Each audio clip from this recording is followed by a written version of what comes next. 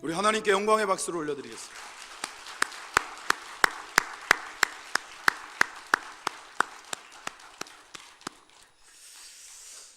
우리 할렐루야 성가대를 통해서 올려드린 우리의 찬송을 하나님께서 받으신 줄 믿습니다. 기쁘게 가시는 하나님이 함께 하심으로 그 길을 기쁘게 가는 길교회 성도님들 되시기를 주님의 이름으로 축원합니다.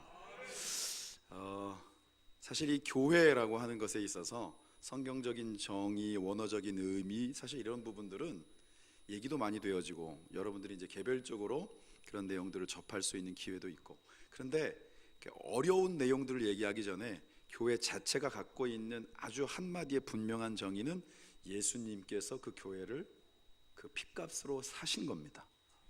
그럼 그 교회 안에 누가 있어요? 저와 여러분들이 있는 거예요. 그러니까 예수님의 핏값으로 교회를 사셨다라는 뜻은 저와 여러분들을 주님이 그 핏값으로 사셨다라는 뜻입니다. 근데 이제 교회 안에 좀 그런 것 같아요. 신앙생활을 이제 막 시작하신 분들은 좀 그렇지 않지만 너무 익숙해지다 보면 이게 자꾸 용어가 되는 거예요. 조직 용어라는 게 있잖아요. 뭐 이렇게까지 심각하게 할 얘기는 아니고, 그러니까 우리 안에는 너무 익숙한데 그 익숙함이라고 하는 것이 어느 순간부터인가 그 의미를 자꾸 퇴색시키고 있진 않은가. 여러분, 사실 핏값은 아무나 흘릴 수 있는 게 아니잖아요. 누구를 위해서 죽을 수도 있다라는 뜻입니다. 제가 항상 예비 부부들을 결혼식 전에 양육할 때 이게 성경이 말하고 있는 가정의 질서에 대한 얘기를 하거든요. 제가 말하는 게 아니라 성경적인 기준은 항상 무언가를 결정할 때 아내의 머리가 남편이 되고 남편의 머리는 예수 그리스도가 되고, 예수 그리스도께서는 보내신 아버지 하나님, 그 하나님의 뜻을 구하는 이 어떤 이 질서가 가정 가운데는 반드시 이루어져야 된다. 그런 얘기를 할 때 이제 예비 아내 될 사람들 표정이 살짝 심각해집니다. 그런 거죠. 뭐 철딱서니 없는 결정을 할 때는 어떻게 하나, 영 미덥지 않은 결정을 할 때는 어떻게 하나, 이런 생각들을 자기도 모르게 하게 되는 거죠. 근데 성경은 분명하게 이렇게 얘기합니다. 남편이 아내를 위하여서 결정할 때는 예수님께서 교회를 대하듯이, 다시 말하면 그 결정 가운데에서 분명한 기준이 있는데, 예수님이 교회를 대하는 건 뭐냐 하면 쉽게 표현하면 목숨을 건다란 뜻이에요. 내가 하는 이 결정이 내 사랑하는 아내에게, 우리 가족들에게 어떤 영향을 미칠지 그것을 목숨 걸고 결정한다라는 거예요. 순간적인 어떤 치기로 결정하는 것이 아니라, 신중해도 이보다 더 신중할 수는 없는 겁니다. 여러분, 뭘 목숨 걸고 결정해 보셨습니까? 그때는 걸 것 같아도 막상 목숨을 달라 그러면 생각이 많아질 수 있어요. 그만큼 이 무게는 결코 가볍지 않은 것입니다. 예수님께서 바로 저와 여러분들을 위해서 십자가를 감당하셨고 그 핏값으로 사신 교회가 바로 저이고 여러분들인 줄 믿습니다. 이게 출발이에요. 이 출발이 이루어져야 됩니다. 그래서 교회의 가장 중요한 관심사, 주제, 우리가 모일 때마다 제일 많이 이야기되어야 되는 것들이 뭐냐면 바로 예수님의 얘기를 해야 되는 거예요. 부동산 정보를 자꾸 나누거나 특별 바겐세일에 대한 알찬 정보, 어디로 호캉스를 갈까에 대한 경험담, 이런 것들을 더 많이 나누는 것이 아니고, 우리의 모든 관심과 주제가 예수 그리스도이어야만 한다라는 것이 교회로서 모여진 저와 여러분들이 마땅히 해야 될 삶의 모습인 줄 믿습니다. 예배 드리러 온 자리는 뭐냐 하면 그걸 다시 한번 리마인드, 상기시키는 거예요. 여러분, 잊어먹고 살았으니까 여러분들이 한 주간을 돌아보았을 때 여러분들의 언어 속에, 여러분들의 대화 속에, 여러분들의 기도 속에, 여러분들의 어떤 혼자 있는 시간 속에, 생각 속에 하나님이, 예수 그리스도가 성령의 인도하심에 대한 부분들이 내 가운데 과연 얼마나 차지하고 있었는가. 이 예배의 자리는, 적어도 이 주일 예배는 그것을 분명하게 점검해 보아야 되는 시간인 것입니다. 그냥 왔던 모습 그대로 가서는 안 되는 거예요. 우리의 모든 초점에 대한 부분들이 어디에 맞춰져 있는지를 다시 한번 분명하게 점검을 하고 그리스도로 말미암아 출발할 수 있는 시간이 바로 이 주일 예배인 줄 믿습니다. 사실 예수님이 우리의 중심에 오셔야 우리의 정체성이 선명해지고요, 우리가 어디를 향해서 가는지가 분명해집니다. 여러분, 우리는 어디를 향해서 갑니까? 천국을 향해서. 한 분이 얘기하는 게 들렸어요. 물론 더 많이 얘기하셨겠지만 속으로 얘기하셨는지 잘 들리진 않았습니다. 우리가 어디를 향해서 가고 있는 인생인가에 대한 부분들이 예수 그리스도가 기준이 되지 않으면 상당히 모호해집니다. 새벽마다 지금 창세기를 제가 나누고 있거든요. 벌써 이제 47장을 넘어서고 있습니다. 그런데 바로가 이제 야곱과 만나게 돼요. 요셉이 총리가 되고, 이거는 뭐 일상 속에서 굉장히 익숙한 이야기니까. 근데 아무튼 그때 당시에 최고 권력자였던 애굽의 바로왕 앞에 와서 이 이제 야곱이 딱 섰을 때 나이를 물어봅니다. 이게 사실 익숙한 문화 아니거죠. 그러니까 한국에서는 사실 만나면 통성명할 때 나이를 자꾸 물어보는데, 여러분 한국만 벗어나도 나이 잘 안 물어봅니다. 근데 성경에 나이를 물어봤어요. 그런데 뭐라고 대답하느냐? 단순하게 나이를 얘기하지 않고 내가 130년 동안 나그네의 삶을 살았습니다. 험악한 세월을 지냈습니다. 비록 우리의 선조, 아버지나 할아버지의 나그네의 삶에는 견줄 수 없지만 그 세월 동안 나는 나그네로 험한 삶을 살았습니다. 이렇게 얘기해요. 여러분, 나그네란 표현은 성경에 아주 자주 등장합니다. 출애굽기에도 그렇게 나옵니다. 하나님이 직접 말씀해 주시는 거예요. 너희도 애굽에 있을 때에는 나그네였다. 성도의 인생은 나그네의 삶인 겁니다. 여러분, 나그네는 거류합니까? 거주합니까? 거류와 거주를 말장난하는 게 아니고 언어적인 뜻이 정확하게 다릅니다. 거류는 잠시 동안 임시 거처로서 머무는 것이고, 거주는 한마디로 말하면 뿌리 내리고 살아가는 것입니다. 이스라엘 백성들을 하나님이 왜 선택하셨을까에 대해서 수없이 많은 해석들이 있지만, 적어도 하나님이 선택하신 이스라엘 백성들은 나그네의 삶을 살았던 인생들인 거예요. 다시 말하면 이 땅에서 천년 만년 살 것처럼 살아가는 인생들이 아니라 우리의 최종적인 삶의 마지막 목적지, 하나님과 함께 영원히 거하는 그 천국의 삶을 향하여서 우리는 한 걸음 한 걸음씩 지금도 살아가고 있는 줄 믿습니다. 여러분, 이게 왜 중요합니까? 이 땅에서 우리가 무엇에다가 모든 초점을 맞추고 살아가고 있는가? 거류하는 사람이 아니고 거주하는 사람들은, 여러분, 자기가 살아가는 집, 평수, 살아가는 환경을 고민해야 됩니다. 고민이 안 될 수가 없지 않겠습니까? 그러니까 다시 말하면 내 삶에 자기도 모르게 모든 초점이 이 세상 가운데 맞춰져 있는 거예요. 더군다나 우리는 육신을 입고 살아가고 있으니까 옆에서 이렇게 부딪히는 것이 훨씬 더 와닿는다는 거죠. 그리고 나만 그렇게 사는 게 아니라 주변의 모든 사람들이 그렇게 사니까 나만 혼자 하늘 천국 바라보며 산다라는 게 굉장히 뜬구름 잡는 소리 같은, 이런 우리의 영적인 싸움, 그런 부대낌들이 우리의 일상 속에 늘 있다라는 거예요. 그런데 하나님이 저와 여러분들을 오늘 이 자리로 부르신 이유는, 얘들아, 너희들의 삶은 이 땅에서 영원히 살려고 살아가는 것이 아니라 나와 함께 거하는 그 천국을 향하여서 그 발걸음 한 걸음 한 걸음을 옮기고 있는 것이다. 여러분들이 책으로도 읽어보셨고, 요즘 막 애니메이션으로 나오고 또 뮤지컬로도 막 이렇게 상연이 되어지고 해서 한 번쯤은 접할 수 있었던 기회, 그게 뭐냐면 존 버년의 철로 역정이라고 하는 당대의 고전인과 동시에 스테디셀러잖아요. 그러니까 우리의 인생의 종착역이 어디를 향해서 가고 있는지가 우리 가운데 선명하지 않다라고 하면, 우리는 지금 내 눈앞에 보이는 것들로부터 결코 자유로울 수 없고 그 가운데서 일희일비할 수밖에 없다라는 거예요.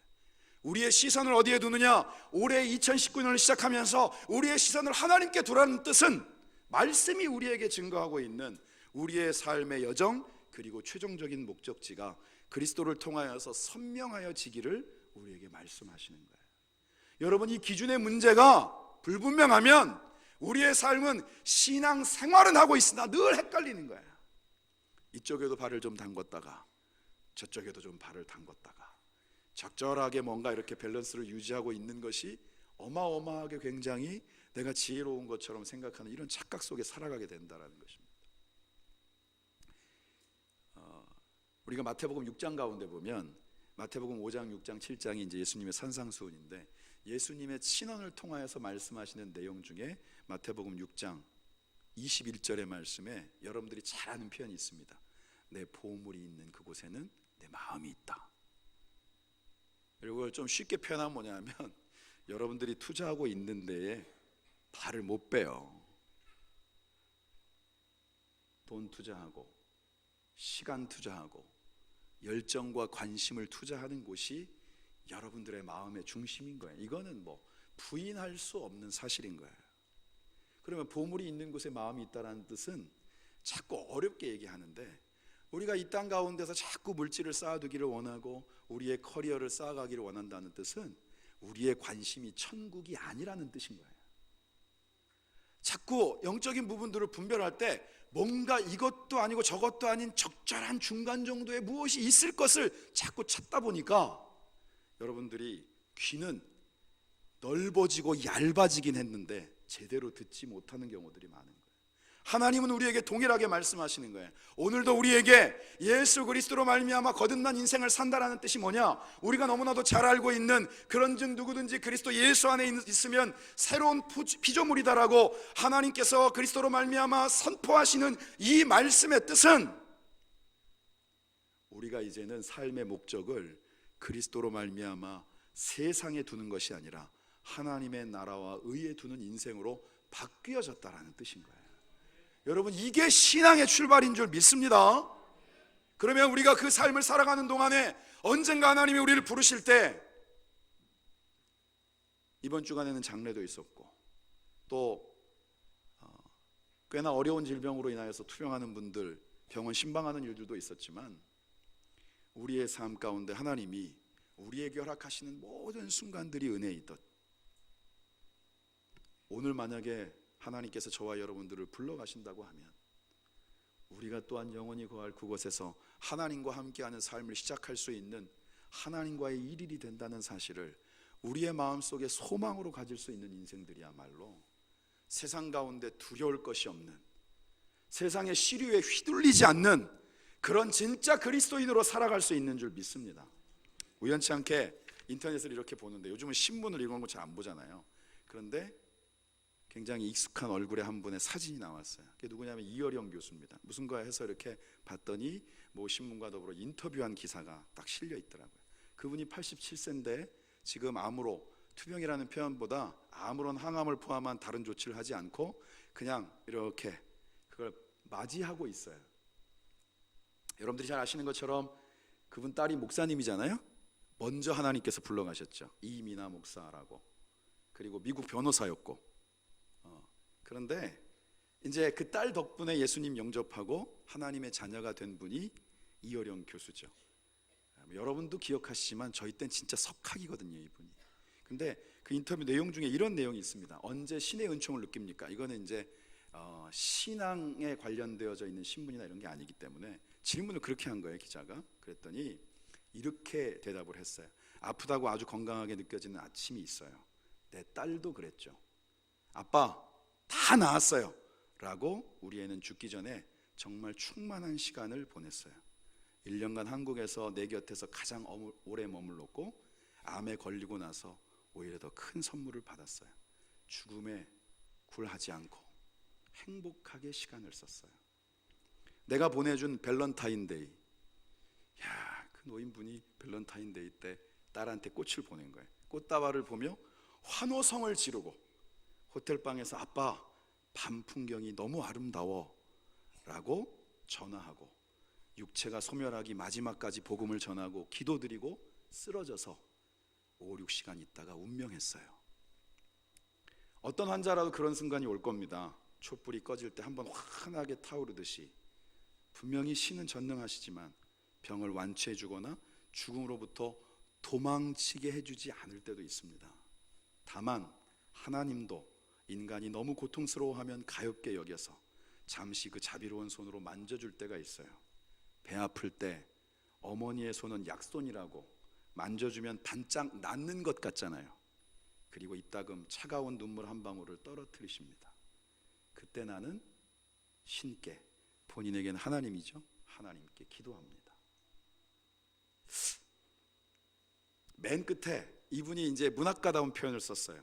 내가 느끼는 죽음은 마른 대지를 적시는 소낙비나 조용히 떨어지는 단풍잎이에요. 겨울이 오고 있구나. 죽음이 계절처럼 오고 있구나. 그러니 내가 받았던 빛나는 선물을 나는 돌려주려고 합니다. 침대에서 깨어 눈 맞추던 식구들. 저는 이게 그렇게 와닿더라고요.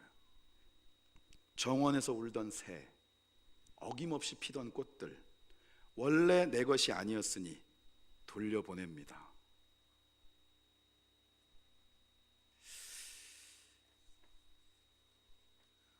그런 표현이 하나 또 기억납니다. 그분이 쓴 책 중에 지성에서 영성으로라는 책이 있거든요. 지성의 종착점은 영성입니다. 지성은 자기가 한 것이지만 영성은 오로지 받았다는 깨달음입니다. 그러니까 똑같은데 이제 이분은 워낙 유명한 분이고 많은 사람들을 대상으로 해서 본인의 말을 남기고 글을 남기는 분이다 보니까 굉장히 이제 애둘러서 표현한 부분들이 많지만 그분이 갖고 있는 신앙의 기준들을 분명히 느낄 수 있는 부분이죠. 오늘 우리가 하나님 앞에서 이 말씀을 받는다라고 하는 것, 우리가 신앙 안에서 주의 말씀을 내게 주시는 음성으로 받는다는 건 뭐냐 하면 자꾸만 내 기준을 고집하면서 예배드리지 않는 거예요. 우리의 삶의 시작이 어디였는지, 우리가 어디를 향해 가고 있는지에 대한 부분들을 정확히 알고 있는 사람들의 삶과 그저 살아가는 인생들과는 분명한 차이가 있는 것입니다.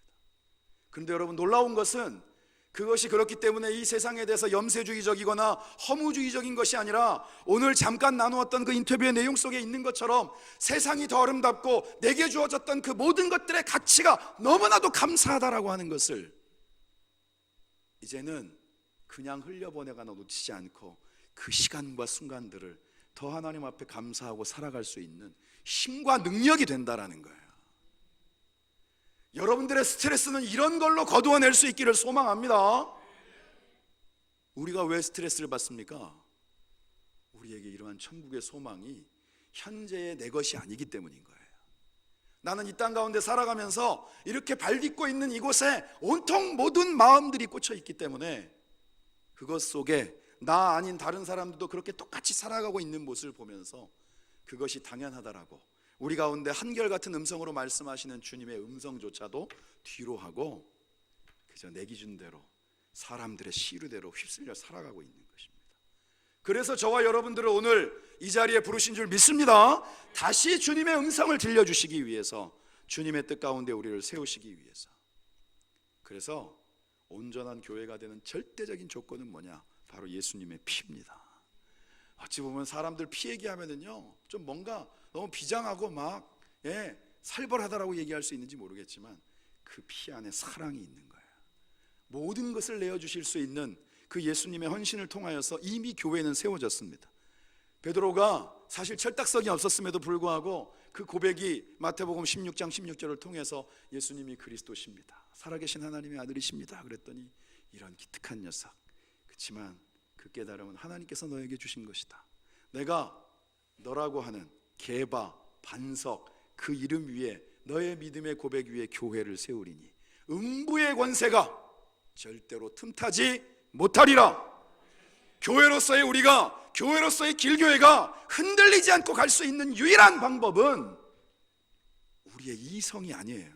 그리스도의 피가 나의 출발이고 교회의 출발이고 우리의 삶 가운데 능력이 되어지는 것을 경험하는 은혜, 그것이야말로 여러분들을 세우고 여러분들의 가정을 세우고 주님의 몸된 길교회를 세울 수 있는 줄 믿습니다.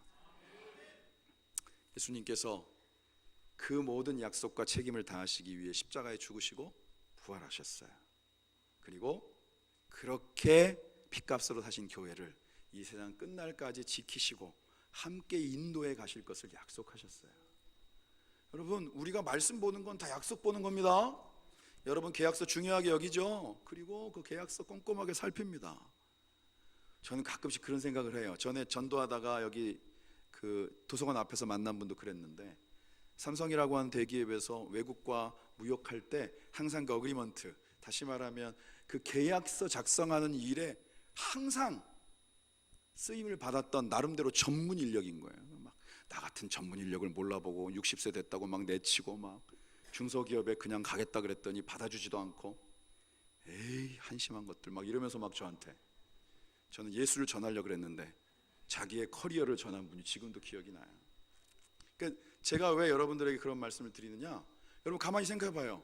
한국어로 되어져 있는 계약서도 거기에 문구 하나에 대한 어떤 해석, 나름대로 법학적인 판단들이 있잖아요.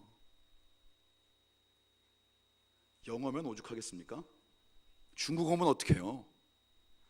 일본어면? 러시아어면?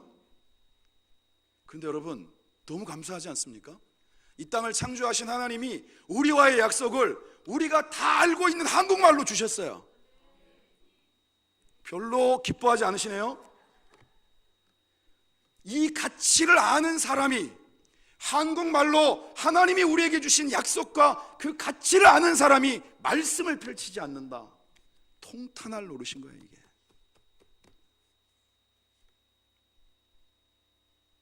여러분들의 하나님께서 주시는 약속이 여러분들의 영의 귀에 들려짐과 여러분들의 영의 눈을 열어서 그 말씀 가운데 주시는 하나님의 약속의 주인공으로 서시는 은혜가 있기를 주님의 이름으로 축원합니다. 교회는 한마디로 이 십자가를 무시하면은요, 교회의 가치, 존재의 의미 자체가 상실되는 거예요. 여러분 겉으로 멀쩡해도 속은 텅텅 비어있는 인생들이 얼마나 많습니까? 이 성경에도 그런 인물들이 나오는데 대표적인 인물이 누구냐면 그 열왕기에 보면 아람 장군 나아만 나옵니다. 전쟁에 혁혁한 공을 세워 왕이 총애하고 그 누구도 그 앞에선 함께할 수 없었던 당대의 권세자였으나 성경이 딱 한마디로 뭐라고 얘기하는지 아십니까? 그는 그렇게 인정받는 장수였으나 열왕기하의 말씀에 나병 환자였더라. 그럼 우리 생각했을 때 어떤 분들은 그런 얘기를, 사실은 제가 전에 이 열왕기 강의할 때도 그런 얘기를 했을 때 그런 질문도 받아본 적이 있습니다. 기왕에 사는 거 나병으로 살더라도 폼나게 한번 사는 것도 괜찮지 않겠어요? 그러니까 말씀을 읽을 때 정말 자기의 눈으로 본다라는 걸 느낄 수밖에 없어요. 여기 핵심이 나병이냐 장군이냐의 선택입니까? 그 이후에 아람 장군 나아만이 그가 얻었던 권세와 세상 가운데 그 누구도 정말 부러워서 어쩔 줄 몰랐던 그가 가지고 있는 모든 것들을 다 내어버려서라도 꼭 고치기를 원했던 게 나병이었어요. 무슨 말이냐 하면 세상의 사람들은 부러워하고 갖고 싶어하고 누리고 싶어한다라고 여기는 그런 세상 가운데서의 권세와 부귀영화라고 하는 것이 그가 걸려있는 나병으로 말미암아 마치 천형을 받은 사람처럼 자기가 장군만 아니었으면 사람들은 손가락질했을 거고 나에게도 돌팔매를 던졌을 거고 지금도 뒤에서는 수군거리며 장군이면 뭐해? 문둥병인데 라고 얘기하는 소리들이 어느 사이인가 계속 들려오는 것 같은 이러한 것들을 단 한마디로 하나님께서 이 병을 고쳐주실 수만 있다면 그 모든 것들을 바꿀 수 있다는 게 이미 그 안에 섰어요. 성경에는 이런 인물들이 많습니다. 그 소중한 가치, 그 의미를 아는 사람들은 논도 팔고 밭도 팔고 끌어다가 자기가 발견한 보물이 숨겨져 있는 그 땅을 산다라는 거예요. 가치를 정말로 안다면. 그렇기 때문에 여러분들이 아는 삭개오라고 하는 인물이 자기를 조롱하는 모든 이들을 돈으로 그냥 입 딱 막아버리고 니들이 없는 돈이 나한테는 있어 이러고 살았는데 주님 만나고 그 인생의 무거운 짐이 벗어지고 나니 그가 가지고 있는 목숨처럼 아꼈던 돈이 그 가운데에서 정말 덧없는 것이 되어지고 기꺼이 돌려주고 자기가 혹시 부정한 방법으로 취한 것들이 있으면 4배로 쳐서 갚아주겠다라는 말을 주저함 없이 할 수 있는 인생이 됐다라는 겁니다. 우리의 삶은 결국은 기준의 문제예요. 우선순위의 문제입니다. 오늘 우리에게 이 말씀을 들려주시는 은혜, 우리가 교회로서 개인으로 함께 모여있는 공동체로서 이 교회는 예수님의 핏값으로 사신 것이다. 그 핏값으로 사는 인생은 뭐냐? 이제는 나의 삶의 목적과 육체의 정욕을 따라 사는 삶이 아니라 하나님의 나라와 의를 구하는 삶이요, 예수님 붙잡고 사랑하는 삶이요, 우리가 새로운 피조물이 되었다라는 그 믿음의 선포는 우리의 삶의 목적지를 향한 우리의 정확한 초점이 이제는 교정이 되었다라는 뜻인 거예요. 오늘 이 자리가 다시 한번 그러한 분명한 출발이 되어지기를 주님의 이름으로 축원합니다. 예수님의 핏값으로 산 길교회, 예수님의 핏값으로 산 바로 저와 여러분들의 삶을 통해서 하나님께서 가장 아름다운 하나님의 뜻을 이루어 가실 줄을 믿고 세상을 향하여 그 믿음으로 한 걸음을 내딛는 사랑하는 길교회 모든 믿음의 식구들 되어지시기를 주님의 이름으로 축원합니다. 기도하겠습니다. 하나님 감사합니다. 하나님 감사합니다. 예수님의 그 귀한 보배의 피로 나를, 우리를 주님의 몸된 교회를 사셨습니다. 예수님의 그 핏값을 우리가 값어치 없는 것처럼 흘려보내지 않게 하시고 지금도 우리의 영의 혈관을 흐르고 있는 예수 그리스도의 피로 우리의 삶이 하나님과 함께하는 그 천국을 향하여 오늘도 주저함 없이 흔들림 없이 치우침 없이 그 길을 한 걸음 한 걸음 주님과 더불어 우직하게 걸어갈 수 있는 믿음의 결단과 헌신과 역사를 허락하여 주옵소서. 예수님의 거룩하신 이름으로 기도드립니다. 아멘.